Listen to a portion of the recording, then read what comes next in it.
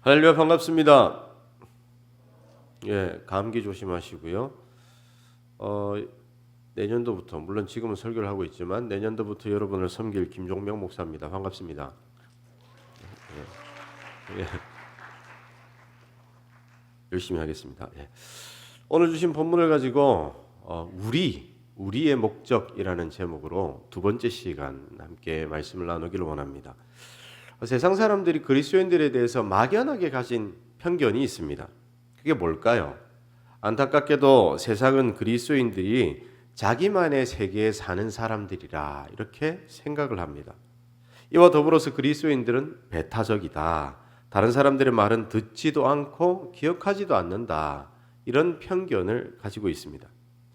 특별히 우리가 다른 곳에 구원이 있다고 말해주면 좋겠지만 우리가 절대 그렇게 말할 리가 없지 않습니까? 착하게 살면 된다 이야기해주면 좋을 것 같지만 결코 하나님께서 우리에게 허락하신 이 구원의 복음에는 그런 내용이 없습니다.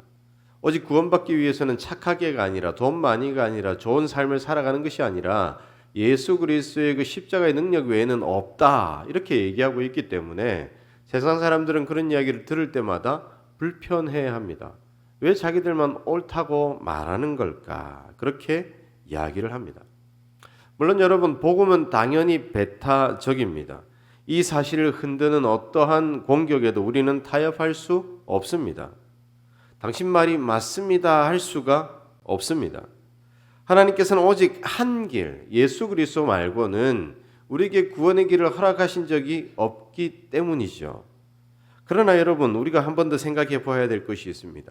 복음이 아닌 복음을 담는 우리들이, 복음의 진리가 아닌 복음을 가진 우리 공동체가 배타적으로 비춰진다는 것은 우리에게 잘못이 있는 겁니다.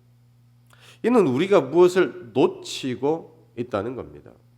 복음은 당연히 배타적이어야 하지만 복음을 가진 우리들 한 사람 한 사람이 세상 사람들을 향해서는 늘 열려 있는 마음이 필요합니다. 예전에 한 교회에서 성장반을 담당하다가 성도들이 교회 성장반은요 이제 체가족 공부가 끝나고 또 교회 생활을 한 6개월 이상 된 분들 데리고 하게 되거든요. 그런데 그분들과 이야기를 하면서 교회 다니기 전에 교회에 대한 인식이 어떠했는지 한번 물어본 적이 있습니다. 그랬더니 이런 반응이 나왔습니다. 교회 사람들은 자기들만 똘똘 뭉친다. 그리고 교회 안 다니는 사람들에게는 관심이 없는 것 같다라는 이야기입니다. 그 이유는 명절과 관계가 있습니다. 얼마 있으면 설 명절이 다가오는데요. 명절이 되어서 오랜만에 친척 집에 방문을 했는데 당시 수요 예배가 있던 시간이었던 것 같아요. 1시간, 1시간 반 정도 담소를 나누다가 갑자기 가족들이 주섬주섬 옷을 챙겨 입고 나가더라는 거예요. 그리고 아무도 없는 그 집에서, 주인이 사라진 그 집에서 1시간 반 동안 어찌해야 할 바를 알지 못한 채 불편하게 있다가 왔다. 그런 이야기를 듣게 되었습니다. 특별히 교회 갈 시간이 되었을 때 누가 찾아왔으니까 반갑지는 않겠죠. 우리 입장입니다. 우리가 교회 가야 되는데, 조금 있으면 교회 가야 된다. 나도 분주한데 누군가가 찾아왔습니다. 먼 친척이 오랫동안 교류하지 않았지만 반갑다고 찾아왔습니다. 그러면 반가워야 되는 것 같은데 좀 애매한 표정이 있더라는 겁니다. 배도 고픈데 밥을 차려주지 않고 무작정 기다리라고만 말합니다. 다 이유가 있겠죠. 밥 차린다고 교회 늦으면 안 되니까. 그러면서 과거를 떠올리면서 그때 교회 다니는 사람들이 정말 싫었다고, 친척 집에 가서 그런 대접을 받으니까 내가 이렇게 소중하지 않은 불청객이 된 것 같은 느낌이라서 정말 좋지 않았다, 이런 이야기를 하더라고요. 그래서 그리스도인들은, 교회 다니는 사람들은 자기만 중요하고 교회만 중요하고 자기들끼리만 서로 위하고 자기들의 세계에 사는구나, 이렇게 생각을 했더라는 겁니다. 제가 어딘가에서 이와 비슷한 이야기를 하니까 어떤 분이 찾아와서 이렇게 물으시더라고요. 목사님, 그럼 명절에는 수요예배 안 가야 되겠네요.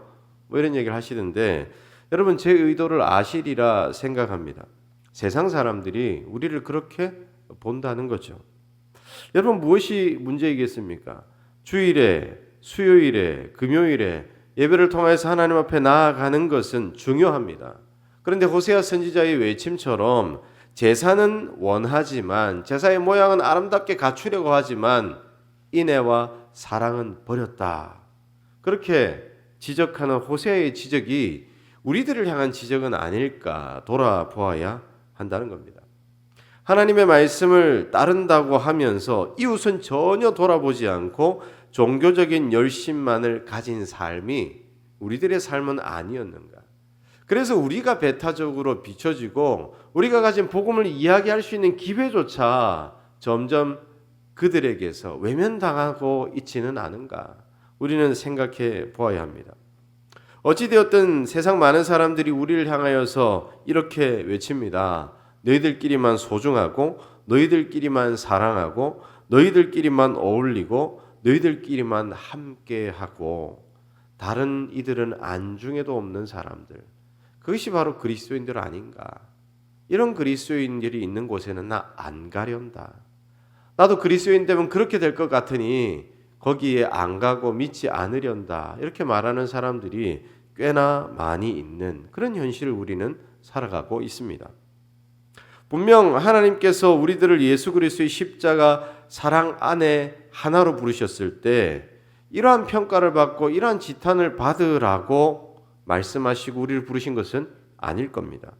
어딘가 우리들이 잃어버린 것이 있다는 사실, 그리고 고쳐야 할 부분이 있다는 사실을 기억해야 합니다. 그렇다면 여러분, 그리스도인 된 우리들이 회복해야 할 것은 무엇이고 고쳐 나가야 할 것은 무엇일까요? 우리가 2주 전에 우리는 말씀을 통하여서 하나님이 우리를 부르신 목적은 그리스도 안에서 하나 되게 하심이라는 것을 살펴보았습니다. 이 하나됨은 하나님께서 태초에 우리를 그분의 형상대로 창조하셨던 그 창조의 아름다운 모습을 회복하는 것이었습니다. 그런데 여러분, 이러한 하나됨과 회복이 하나님께서 일하시고자 하시는 마지막 목적이 아닙니다. 오히려 하나님이 우리를 십자가 사랑으로 하나 되게 하신 것은 하나님이 하시려고 하시는 일들을 이제 막 시작하신 부분에 지나지 않습니다. 그렇다면 하나님이 우리를 우리라는 공동체로 부르신 또 다른 목적은 무엇이겠습니까? 우리를 향한 하나님의 목적은 바로 우리를 그분의 영광과 찬송으로 삼으시기 위함입니다. 우리 함께 한번 고백할까요? 제가 하나님의 목적은, 그러면 여러분 뒤에 있는 거 읽으시기 바랍니다. 하나님의 목적은, 한 번 더, 사무시는 것입니다까지 해주세요. 하나님의 목적은 우리를 하나님의 영광과 찬송으로 삼으시는 것입니다. 아멘이십니까? 오늘 11절 본문을 보면 이렇게 말씀하고 있습니다. 11절도 함께 읽겠습니다. 시작.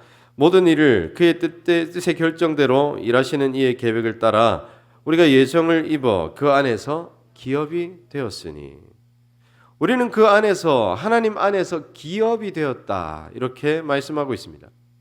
이 표현은 이스라엘 백성들이 가나안 땅을 각 지파별로 분배받는 상황을 연상케 하는 그런 단어입니다. 이스라엘 백성들은 요단 동편의 2지파 반, 그리고 요단 서편의 9지파 반, 총 12지파에 뿔뿔이 흩어져서 살아갈 수 있도록 각 지역을 분배받았습니다. 또한 그 지역을 분배받을 때 이 지파들은요, 믿음으로 나 이 땅에 가겠습니다, 믿음으로 이 땅을 나에게 주시면 내가 점령하겠습니다라고 외쳐서 믿음으로 받은 지파도 있었고, 제비 뽑아서 얻은 그런 지파들도 있었습니다. 그 모든 땅들은 이스라엘 백성들이 정복할 땅이 되었고, 결국 정복해서 자기들이 기업이 되었고, 그 땅을 통하여서 추수하고 농사하여 번성하고 또한 그곳에서 기쁨과 즐거움을 얻으며 살아가게 되었습니다. 그런데 이런 분배의 장면을 떠올리면서 하나님께서 백성들에게 하시는 말씀이 있었습니다. 신명기 14장 2절을 보면 백성들에게 이런 말씀을 하십니다. 함께 말씀을 볼까요? 이렇게 말씀하고 있습니다. 이렇게 말씀하고 있습니다. 신명기 14장 2절의 말씀, 이렇게 말씀하고 있습니다. 예, 함께 읽겠습니다. 시작. 너는 내 하나님 여호와의 성민이라. 여호와께서 지상 만민 중에서 너를 택하여 자기 기업의 백성으로 삼으셨느니라. 신명기 32장 9절에서도 이렇게 말씀하고 있습니다. 함께 읽습니다. 시작. 여호와의 분깃은 자기 백성이라 야곱은 그가 택하신 기업이로다.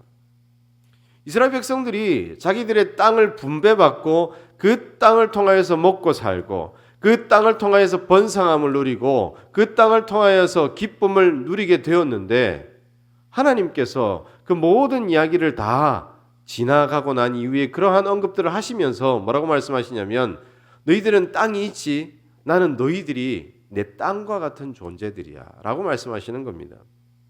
이스라엘 백성들에게 땅을 주셔서 그것을 통하여서 기쁨을 그리고 소망을 기대함을 가지고 살아가게 하셨던 것처럼 하나님께서 기쁨과 소망으로 붙드셨던 공동체가 바로 이스라엘 공동체였습니다. 하나님께서 이스라엘을 기업이라고 말씀하시고 오늘 에베소서에서 우리를 향하여서 하나님의 기업이라고 말씀하시는 것은 하나님께서 우리에게 기대하는 것이 있다는 겁니다. 하나님께서 우리를 통하여서 하나님의 뜻이 세상 곳곳으로 퍼져나가는 것을 기대하실 뿐만 아니라 우리를 통하여서 하나님의 뜻하신 바를 이루고자 하시는 계획들이 다 있다는 겁니다.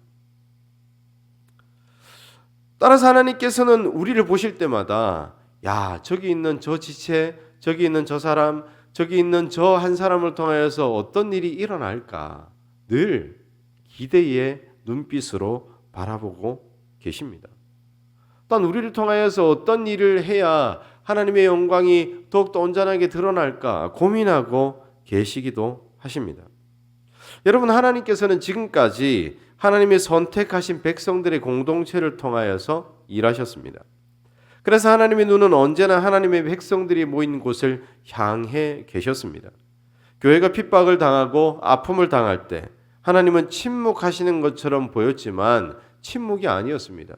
언제나 백성들을 살피시고 어려움 가운데서 그 믿음을 포기하지 않도록 붙드시고 또 붙드셨습니다. 때로는 많은 사람들이 믿음 때문에 죄인이 되고 죽을 위기에 처해져 있었을 때 그들과 함께 하시며 그들의 믿음을 도우셨습니다. 그렇게 하심으로 결국에는 교회 공동체를 통하여서 복음이 확산되게 하셨고 또한 교회 공동체를 통하여서 로마라고 하는 나라를 그리고 이 세상이라고 하는 나라를 정복해 가셨습니다. 이 모든 일이 하나님의 택하신 백성들이 모인 교회 공동체를 통하여서 일어났던 일입니다. 그리스도인 한 사람 한 사람이 복음의 능력을 가졌지만 그들이 하나 된 교회에서 더욱 큰 능력을 나타내었습니다. 서로 위로하고 서로 함께 세워져서 이런 귀한 일들을 감당했었습니다. 따라서 여러분, 우리가 하나님의 대안이라는 사실을 기억해야 합니다. 우리가 하나님의 유산이고 우리가 하나님의 도구이고 오늘 말씀에서처럼 우리가 하나님의 기업이기에 하나님의 모든 기대와 소망이 우리에게 있다는 사실을 우리는 기억해야 합니다. 그렇다면 하나님께서 우리를 그분의 소유로 기업으로 하나님의 소망과 기대로 삼으신 후 우리에게 원하시는 것은 무엇일까요? 사도 바울은 오늘 12절에서 하나님이 그분의 기업으로 우리를 삼으신 이후에 우리에게 무엇을 원하시는지 더욱 분명하게 말씀하고 있는 대목을 발견하게 됩니다. 12절에 있는 말씀도 함께 읽도록 하겠습니다. 시작. 이는 우리가 그리스도 안에서 전부터 바라던 그의 영광의 찬송이 되게 하려 하심이라. 뭐라고 말씀하고 있습니까? 우리를 기업으로 삼아서 어떻게 하신다고요? 그의 영광의 찬송이 되게 하려 하심이라. 이게 하나님께서 우리 한 사람 한 사람을 부르신 목적이고 우리를 공동체로 부르신 목적입니다. 우리를 에바다와 다윗으로 부르셔서 우리에게 맡기시는 것이 바로 이것입니다. 너는 나의 영광이다. 너는 나의 찬송이다. 따라서 우리가 살아가는 삶의 자리에서 우리는 자연스럽게 하나님의 영광을 나타내는 모습으로 살아가야 합니다. 세상 어디에서 우리를 보더라도 저곳은 하나님이 어떤 분이신지 알 수 있는 곳이야 라고 하는 분명한 표징이 우리 가운데 나타나야 한다는 사실입니다. 세상이 우리를 통하여서 하나님을 볼 수 있어야 합니다. 우리를 통하여서 하나님의 탁월함과 그 크신 능력과 그 사랑과 그 은혜를 발견할 수 있어야 합니다. 우리가 살아가는 삶에 우리가 행동하는 그 모든 모습 하나하나가 그러한 모습들을, 그러한 하나님의 영광과 찬송을 담아낼 수 있어야 합니다. 여러분, 우리가 이런 말들을 하게 되는데요, 주로 인간관계 때문에 교회 안에서 상처받은 지체들에게 하는 말들입니다. 어떤 말들을 합니까? 교회는 사람 보고 다니는 거 아니야, 하나님 보고 다니는 거야. 혹시 이런 권면 해보신 적 있습니까? 맞는 권면이기도 하지만 한 번 더 생각해 봐야 할 권면입니다. 왠 줄 아십니까? 하나님은 눈에 보이지 않거든요. 그래서 하나님을 닮은 한 사람 한 사람, 하나님의 영광을 가진 한 사람 한 사람을 보고, 저 사람이 믿는 하나님이라면 내가 믿어볼까? 라고 생각하기 때문입니다. 하나님을 바라보고 신앙생활하지만 동시에 하나님을 바라보며 신앙생활하는 지체들의 아름다운 모습을 통하여서 영향받게 되어 있는 것이 교회 생활이고 신앙생활입니다. 따라서 우리는 우리 자신이 하나님의 영광과 찬송이 되어서 우리의 삶의 곳곳에서 아름다운 모습으로 다른 사람들에게 우리의 이 아름다움을 보여줄 수 있어야 합니다. 그것이 바로 우리가 해야 할 일입니다. 만약 교회가 하나님의 영광을 간직하고 보여줄 수 있어야 되는데 그렇지 못한 채로 세상의 손가락질을 당하고 지탄의 대상이 된다면 하나님께서 우리를 향하여서 가지신 기대는 모두 무너지는 겁니다. 그때부터 하나님의 염려거리가 되어지는 것입니다. 사랑하는 청년 여러분, 우리는 하나님의 영광이며 하나님의 찬송입니다. 그렇다면 우리 공동체에는 이러한 아름다운 모습을 잘 담아내고 있습니까? 누군가 세가족으로 왔을 때 우리들의 모습이 하나님의 영광을 자연스럽게 나타내 보이고 하나님의 사랑을 자연스럽게 나타내 보이는 그런 모습으로 다가가고 있습니까?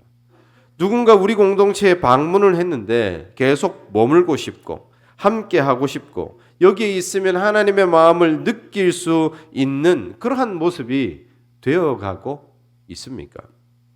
여러분, 우리가 하나님의 영광을 담아내고 하나님의 찬송이 되는 것은 구원받으면 자동적으로 이루어지는 것이 아닙니다.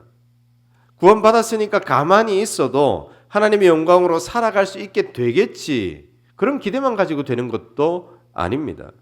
우리가 분명히 기억해야 할 사실은 우리가 구원을 받았지만, 죄의 문제는 해결되었지만, 우리가 죄인이었던 우리가 갑자기 100% 의인으로 짠 하고 바뀌는 게 아니라는 겁니다. 우리가 죄인이지만 구원받게 되는 것은 예수 그리스도의 십자가의 보혈로 우리를 덮어주시는 겁니다. 따라서 우리는 바뀌지 않았던 모습을 그대로 간직한 채 살아가고 있습니다. 따라서 우리는 여전히 연약합니다. 우리는 여전히 죄에 취약합니다. 다시 죄를 향하여서 다른 박질할 수도 있는 사람들입니다. 따라서 이런 우리에게 하나님께서는 어떻게 해야 더 온전한 모습으로 살아갈 수 있는지 십계명과 율법을 통하여서 가르쳐 주시고 그 법도를 통하여서 삶을 더욱 온전하게 다듬으라고 말씀하십니다. 특별히 이스라엘 백성들에게 율법을 주셨을 때는 언제입니까? 이스라엘 백성들이 구원받은 후에 하나님의 백성으로서 가나안 땅으로 향하다가 잠시 멈춰 서게 하고 그 멈춰선 곳에서 하나님의 백성으로 온전하게 단련시키시기 위해서 그들에게 율법을 주시고 그들에게 십계명을 주시고 그들에게 하나님의 마음을 가르치셨습니다. 우리가 출애굽기 19장 5절과 6절을 보면 하나님께서 시내산에 머물게 한 이스라엘 백성들에게 이런 말씀을 하시는 장면이 있습니다. 제가 읽겠습니다. 세계가 다 내게 속하였나니 너희가 내 말을 잘 듣고 내 언약을 지키면 너희는 모든 민족 중에서 내 소유가 되겠고 너희가 내게 대하여 제사장 나라가 되며 거룩한 백성이 되리라. 너는 이 말을 이스라엘 자손에게 전할지니라. 하나님께서 이스라엘 백성들을 멈춰 세우신 후 거룩한 백성으로 세우기 위해서 언약을 허락하십니다. 그 언약 속에 이 언약을 다 지키면 내 온전한 소유가 되고 제사장 나라로서 거룩한 백성으로서의 역할을 감당할 수 있을 것이라 그렇게 말씀하시면서 율법들을 지키라고 제사를 지키라고 하나님의 백성으로서 온전한 삶을 살아가라고 말씀하십니다. 이스라엘 백성들이 이 율법을 온전히 지키고 그 삶을 세워갈 때 이스라엘은 삶의 순간순간마다 승리의 삶을 살아갔었습니다. 그런데 그 말씀을 지키지 못할 때 그들은 하나님의 징계 속에 놓여야만 했었습니다. 특별히 이스라엘 백성들이 광야에서 40년간 벗어나지 못하고 떠돌았던 이유가 무엇입니까? 하나님께서 허락하신 그 약속의 말씀을 온전히 붙들지 못한 거룩한 백성으로서의 온전한 삶을 살아내지 못한 것 때문에 그들은 광야에서 또 다른 훈련을 받아야만 했었습니다. 그런 하나님의 계명과 율법들 속에서 거룩한 백성으로 이들을 세우시기 위해서 주셨던 계명을 다 종합하면 바로 사랑하라는 계명으로 귀결될 수가 있습니다. 하나님께서는 이들에게 거룩한 백성으로 서되 사랑으로 하나님을 바라보고 하나님을 깊이 사랑하는 백성으로 또한 사랑으로 이웃을 바라보고 이웃을 사랑하는 백성으로 세우시기를 원하셨습니다. 우리가 십계명에 담겨 있는 정신 두 가지를 요약해 말하라 그런다면 분명히 이야기할 수 있죠. 하나님을 사랑하는 것과 이웃을 사랑하는 것. 이 사랑이야말로 하나님께서 선택하신 백성들, 하나님의 영광을 담아내고 그 거룩함을 나타내게 하실 하나님의 백성들에게 맡기시고 이루어내라고 당부하셨던 것입니다. 여러분, 이 사랑의 계명은요, 십계명과 율법에만 나타나 있는 것이 아닙니다. 예수님께서 제자들에게도 이 사랑을 당부하십니다. 예수님께서 제자됨의 증명을 무엇이라고 말씀하셨느냐 하면 너희가 사랑하면 이로써 너희가 내 제자인 줄 알리라 라고 말씀하십니다. 반대로 사랑이 없다면 하나님께서 허락하신 그 사랑의 계명을 온전하게 담아내지 못하고 그 역할을 감당하지 못한다면 예수 그리스도의 제자됨이라고 하는 것도 큰 물음표로 남게 된다고 하는 사실입니다. 여러분, 우리가 아무리 열정적인 예배를 드리고 많이 모인다고 할지라도 사랑이 없으면 어떻게 될까요? 사랑이 없으면 아무것도 아니라는 겁니다. 아무리 많은 지체들이 모여서 함께 찬양하고 열정적으로 하나님을 바라본다고 할지라도 그것이 사랑으로 귀결되어지지 아니하면 하나님의 영광이 될 수가 없습니다. 하나님의 찬송의 공동체라고 할 수가 없습니다.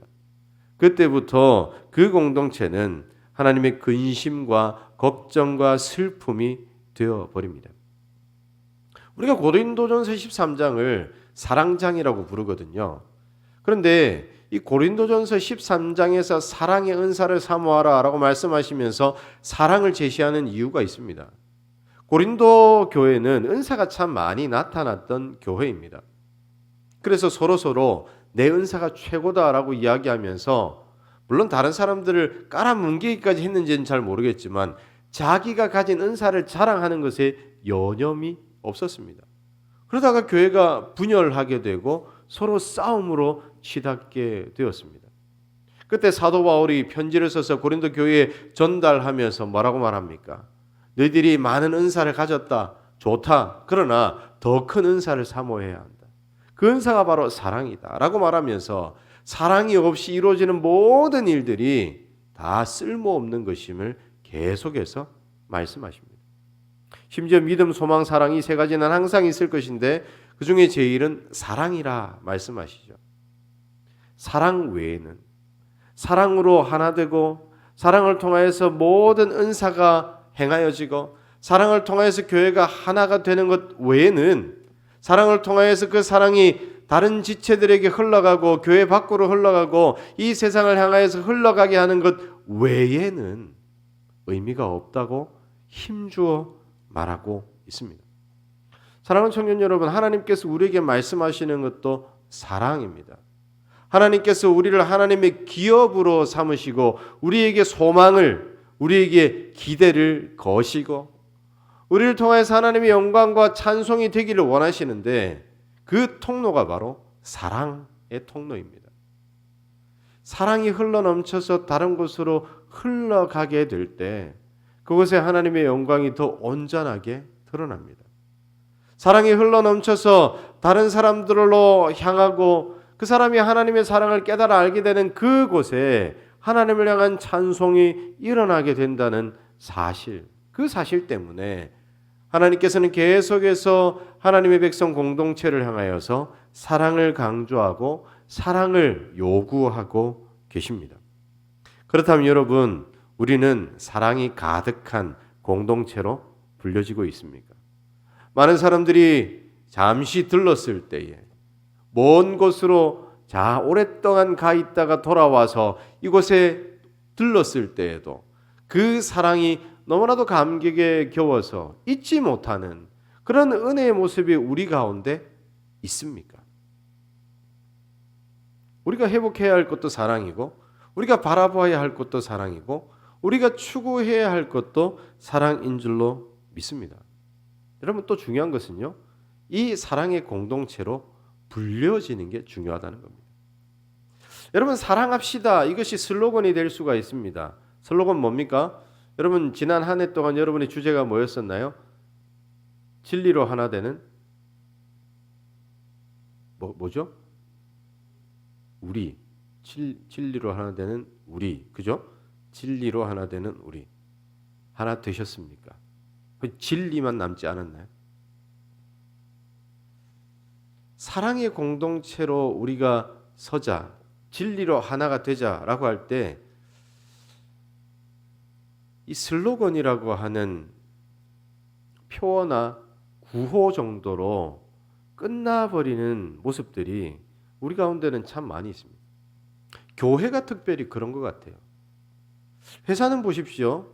오늘 올해의 목표를 딱 정했다 하면 그 목표에 도달해야 생존할 수가 있습니다. 그 목표보다 도달하지 못하면 아마 경영하는 분들이 이 정도면 됐어, 내년에 잘하지, 하지 않습니다. 죽고 사는 문제, 먹고 사는 문제가 달려있기 때문에 죽어라 달려나갑니다. 구호로 끝나서는 안 되고 그것을 성취해내기 위해서 끊임없이 치열하게 열심히 준비하고 실행하고 실패하면 다시 돌아가고 어떻게 해선 되게 하려 합니다. 그런데 교회는요, 누가 확인하지 않잖아요. 그죠? 구호 1년 동안 외치다가 내년에 하지 라고 또 다른 구호로 바꾸는 모습들이 우리 가운데 있습니다. 그런데 그런 모습으로는 불려지는 사랑의 공동체가 되기가 쉽지가 않습니다. 누구보다도 치열하게 사랑하려고 확인할 수 있을 정도로 내가 어떻게 해야 이 사랑을 나타낼 수 있을까? 어떻게 해야 우리 공동체가 사랑이 흘러가는 공동체가 되게 할까? 어떻게 해야 너나 나나 서로 사랑하며 함께 서로의 연약한 부분도 감싸 안으며 일어날 수 있을까? 서로에게 다가가기를 위해서 열심으로 노력하고 치열하게 노력하고 그렇게 노력하는 것이 1년 내내 끊이지 않을 때, 그것이 일상이 되었을 때, 그것이 당연한 것이 되었을 때, 더 이상 구호를 외치지 않아도 될 그때 갑자기 사람들이 그렇게 부를 겁니다. 여러분의 공동체는 사랑이 흘러넘치는 것 같습니다. 여러분, 우리는 어디에 머물러 있습니까? 구호의 단계에 머물러 있고 열심히 해야지 하는 단계에 머물러 있고 뭔가 해야 되는데 잘 안 되는 단계에 머물러 있다면 그것이 일상이 될 때까지 끊임없이 사랑으로 다가가고 사랑으로 섬기고 사랑으로 서로를 바라보고 사랑으로 위로를 하고 사랑으로 서로의 연약한 부분을 감싸 안고 채워주는 모습들이 되기를 소망하고 또 열심을 다해야 할 줄로 믿습니다. 그때 우리가 하나님께서 원하시는 영광이 되고 하나님께서 기뻐하시는 하나님의 찬양이 되고 하나님께서 기뻐하시고 기대하시는 하나님의 기업으로서의 한 걸음 한 걸음을 살아낼 수 있습니다.